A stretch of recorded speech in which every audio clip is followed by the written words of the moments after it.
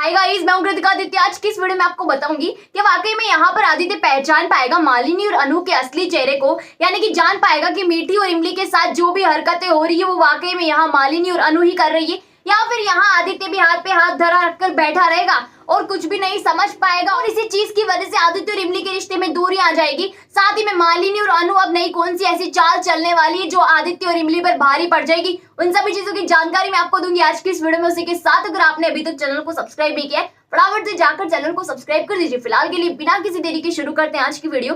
तो आप देखोगे कि अनु यहाँ पर मालिनी को समझाती है और कहती है कि देखो बेटा, बात ऐसी है कि अगर तुमने इन दोनों माँ बेटी को अगर उस त्रिपाठी घर में यानी कि त्रिपाठी निवास में जाने से रोका नहीं ना, तो ये तुम्हारे जिंदगी में भूचाल ला देंगी। कहने का मतलब ये है कि ये दोनों माँ बेटी किसी से कम नहीं है और तुम्हारे रास्ते में कांटा बन जाएगी। तो मालिनी भी यहाँ पर अनु की बात समझ जाती है और सोचती है कि हाँ, वाकई में ये बात तो सही कह रही है मेरी माँ की मीठी और इमली दोनों अगर एक ही घर में एक ही साथ रहेगी तो भाई साहब ये तो मेरे लिए बहुत बड़ी खतरे की घंटी है, क्योंकि बेटी से निपटना मुश्किल हो रहा है, माँ को कैसे संभालूंगी। तो ये सारी बातें यहाँ पर होती है। उसके बाद आपको दिखाया जाएगा आदित्य और इमली भी आ जाते हैं अनु के घर में यानी कि देव के पास, और वहां आते ही मीठी से मिलती है। अब इमली को जैसे पता चलता है कि भाई साहब उसकी माँ की हालत तो यहाँ पर बहुत ज्यादा टाइट हो चुकी। कहने का मतलब ये है कि उसकी माँ को काफी ज्यादा परेशानी है, सिर पर चोट भी लगी है, तो फटाफट से भागकर अपनी माँ के पास जाती है। बेहोश होती है इमली जैसे ही मीठी के पास जाती है और मीठी की ऐसी हालत देखती है, भाई साहब उसे यहाँ पर रोना आ जाता है, यानी कि इमली बहुत ज्यादा उदास हो जाती है। आदित्य इमली को संभालते और कहता है कि सब कुछ ठीक हो जाएगा। इमली को जैसे होश आता है, वो अपनी बेटी को अपने सामने देखती है तो उसे बहुत ज्यादा खुशी होती है। इमली को भी यहाँ पर बहुत ज्यादा खुशी होती है।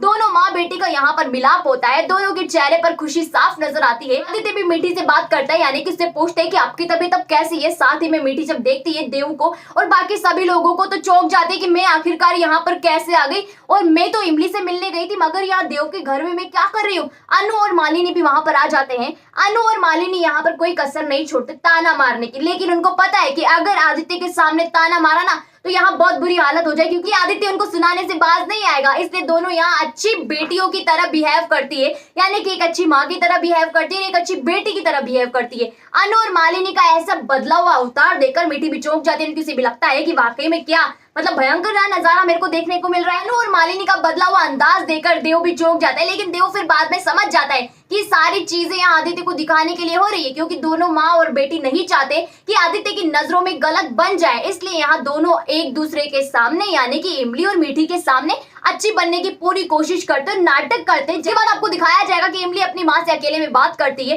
दोनों की बातचीत होती है। इमली यहाँ पूछती है कि माँ तू यहाँ पर कैसे है, यानी कि आपको यहाँ आने की क्या जरूरत पड़ी। मीठी कहती है कि मुझे तुम्हारी फिक्र हो रही थी इसलिए मैं तुमसे मिलने आ गई, और ये सारा जो काम हुआ है यानी कि मैं दिल्ली आई हूँ वो सिर्फ तुमसे मिलने के लिए आई हूँ। इमली अपनी माँ की ये बात सुनकर बहुत ज्यादा खुश हो जाती है, लेकिन ये भी कहती है कि आप यहाँ अकेली आ गई, एक बार आने से पहले हमें बता तो देना चाहिए था, आपके साथ जो कुछ भी हुआ वो नहीं होता। मीठी कहती है कि चलो जो कुछ भी होना था वो तो हो चुका है। मीठी इमली से अपने दिल की बात भी बताती और कहती है कि तुम्हें यहाँ किसी चीज की परेशानी तो नहीं है ना, यानी कि लग रहा है कि तुम्हारे चेहरे से कि तुम्हें किसी बात की तकलीफ है। इमली कहती है कि नहीं माँ, मुझे किसी भी चीज की तकलीफ नहीं है, मैं यहाँ पर खुश हूँ, यानी कि अपने पति के साथ अपने ससुराल में मैं बहुत ज्यादा खुश हूँ, आपको फिक्र करने की कोई भी जरूरत नहीं है। दूसरी तरफ आपको दिखाया जाएगा कि मालिनी आदित्य को अपने साथ ले जाती है, यानी कि भाई साहब उसके साथ टाइम स्पेंड करने की कोशिश करती है, साथ में कोशिश करती है कि कैसे भी कर उसके करीब आ जाए। तो मालिनी और आदित्य यहाँ पर एक दूसरे के साथ नजर आते हैं। बातों ही बातों में मालिनी आदित्य को इमली से दूर ले जाती है, यानी कि ऐसी जगह ले जाती है जहाँ पर आदित्य इमली को देख ही ना सके और ना ही इमली आदित्य को देख सके, यानी दोनों एक दूसरे से अलग हो जाए और भाई साहब अनु अपना असली काम कर दे। अब जैसे ही अनु के पास आती है इमली कहती है कि मेरी माँ अगर दवाइयाँ लेगी तो उसके लिए जरूरी है कि उनको पहले खाने की जरूरत है, यानी कि पहले खाना खाएगी उसी के बाद तो दवा लेगी। अभी अनु अपनी सारी भड़ास निकाल देती है और देख लेती है कि आसपास जैसे ही कोई नहीं है तो बोल देती है इमली को कि तुम्हारी माँ को अगर भूख लग रही तो ऐसा करो, जाओ अपनी माँ को लेकर जाओ और जहाँ पर नौकर खाना खा रहे ना भाई साहब वहीं जाकर तुम दोनों खाना खा लो। सारी बातें अनु इमली से कहती है, उसे बेइज्जत करने की कोशिश करती है। साथ ही में इमली से ये भी कह देती है कि तुम और तुम्हारी माँ यहाँ से चले जाओ और नौकरों की तुम्हारी इज्जत है, और साथ ही में नौकर जो होते हैं वो नौकर के साथ ही बैठकर खाना खाते हैं, वो मालिक बनने की कोशिश करे तो ऐसा नहीं हो सकता, उनकी औकात नौकरों की है। इतनी सारी बातें अनु इमली को सुना देती है। उस वक्त आदित्य नजदीक में नहीं होता और आदित्य इमली से दूर होता है। इमली सभी तरफ आदित्य को खोजने की कोशिश करती है, लेकिन आदित्य उसे नजर नहीं आता। इमली के सामने मजबूरी खड़ी हो चुकी है, क्योंकि उसको उसकी माँ के लिए दवाई देनी है, इसलिए जरूरी है कि खाना तो वो अपनी माँ के साथ जाती, जहाँ नौकर बैठे हुए थे वहीं जाकर खाना खाती है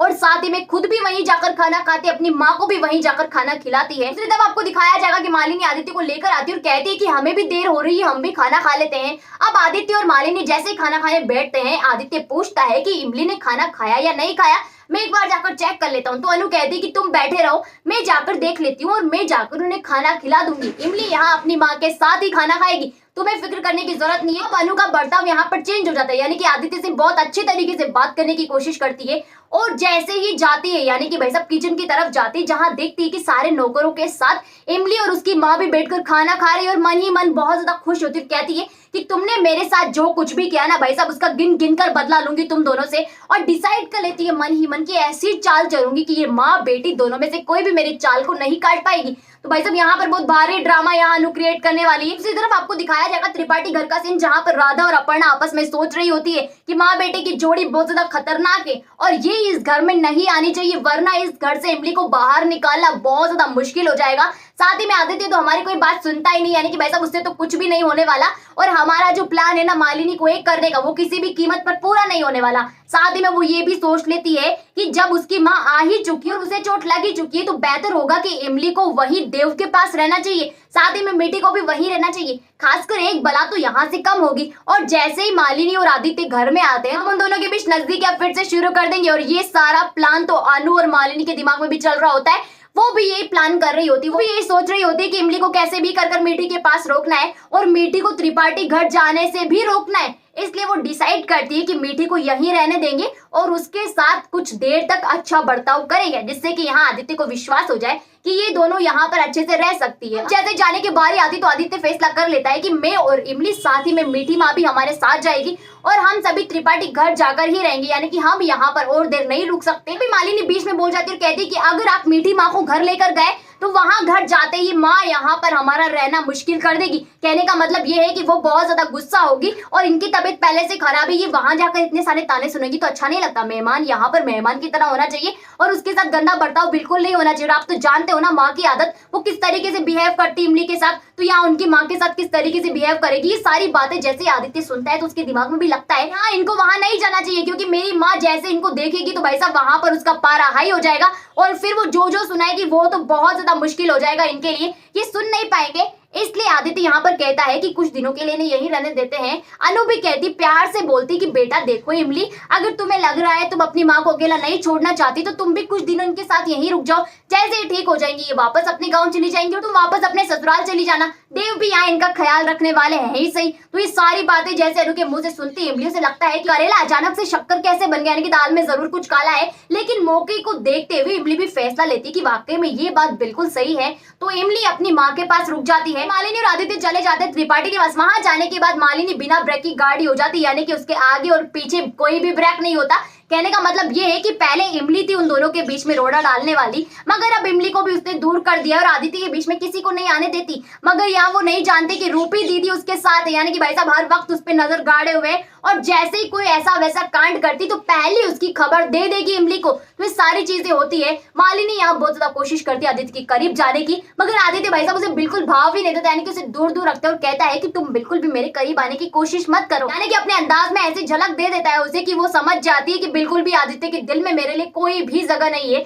लेकिन भाई साहब उसके बाद आपको दिखाया जाएगा अगले दिन, जैसे ही मीठी इमली को समझाती है और उससे कहती है कि देखो बेटा तुम्हें अपने घर जाना चाहिए, क्योंकि तुम जितने दिन यहाँ रहोगी तुम्हारी मुश्किलें और ज्यादा बढ़ जाएगी। तुम्हें अपने पति को और अपने घर वालों को टाइम देना है। मैं तो यहाँ से चली जाऊंगी लेकिन तुम अपने घर जाओ। तो सारी बात समझ जाता है और देव भी कहता है कि मैं जानता हूँ और यहाँ तुम्हें अपने घर जाना चाहिए, क्योंकि तुम्हारी माँ यानी कि मीठी का ख्याल रखने के लिए मैं हूँ यहाँ पर। उसे कोई भी परेशानी नहीं होने दूंगा, अनु की वजह से उसे कोई भी परेशानी नहीं आएगी। तो ये सारी चीजें जब सुनती है इमली तो उसे लगता है कि कहीं ना कहीं हाँ वाकई में मुझे घर चले जाना चाहिए और वो चली जाती है त्रिपाठी निवास। वहां जाने के बाद मालिनी और अनु के सारे प्लान पर पानी फिर जाता है। राधा और अपर्णा तो उसे ताने मारती है, मगर यहाँ वो किसी की नहीं सुनती।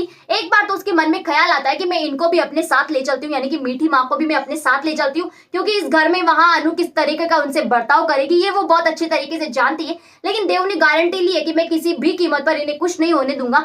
तो तुम जाकर अपने घर को संभालो। और देव यहाँ पर अपनी जिम्मेदारी बखूबी पूरी करता है। उसके बाद आपको दिखाया जाएगा कि इमली और मालिनी के बीच में भयंकर टक्कर होती है, यानी कि मालिनी ने जो सारे कांड किए इमली के घर में होने से पहले, उन सारे कांडों की जानकारी यानी कि उन सारे कांडों के बारे में जब इमली को पता चलता है तो उसे पक्का यकीन हो जाता है कि वाकई में ये मेरी बहन नहीं है बल्कि मेरी सौतन है जो यहाँ मेरे पति को छीन है। अब दोनों के बीच में भयंकर युद्ध तो होता है, लेकिन आपको एक चीज बता दूं, आदित्य यहाँ पर समझ जाता है और उसको पता है कि किस तरीके से मालिनी ने सारे कांड किए हैं। देव, मीठी, आदित्य और रूपाली तो यहाँ पर मुख्य रोल निभाती है, तो ये सारे मिलकर मालिनी का पर्दाफाश कर देते हैं और सभी घर वालों के सामने उसका असली चेहरा ले आते हैं। अब भाई साहब मीठी के रहते हुए उसकी बेटी उस घर की बहू बन जाती है। सभी घर वाले बहुत ज्यादा खुश हो जाते हैं। साथ ही में अपर्णा और राधा की अक्ल भी ठिकाने आ जाती है। उनको लगता है कि जो इंसान जैसा दिखता है ना भाई साहब वो बिल्कुल भी वैसा नहीं होता। तो ये सारी चीजें आपको दिखाई जाएंगी। उसी के साथ मैंने आपको अपकमिंग ट्विस्ट की जानकारी दे दी है। अगर आपको मेरी वीडियो अच्छी लगी तो लाइक कीजिएगा, शेयर कीजिएगा, कमेंट करके मुझे ये बताइएगा कि आप इन सभी ट्रैक यानी कि इस ट्रैक को देखने के लिए कितना ज्यादा एक्साइटेड है। उसी के साथ आपको मेरी वीडियो कैसी लगी ये भी मुझे कमेंट सेक्शन में कमेंट करके जरूर बताइएगा। और जिन लोगों ने अभी तक चैनल को सब्सक्राइब नहीं किया फटाफट से जाकर चैनल को सब्सक्राइब कर दीजिए। वहीं बाजू में नोटिफिकेशन के बेल आइकन का बटन है उसे भी प्रेस कर दीजिएगा ताकि जब भी हमारी वीडियो है सबसे पहले आप तक पहुंचे बिना किसी रुकावट के।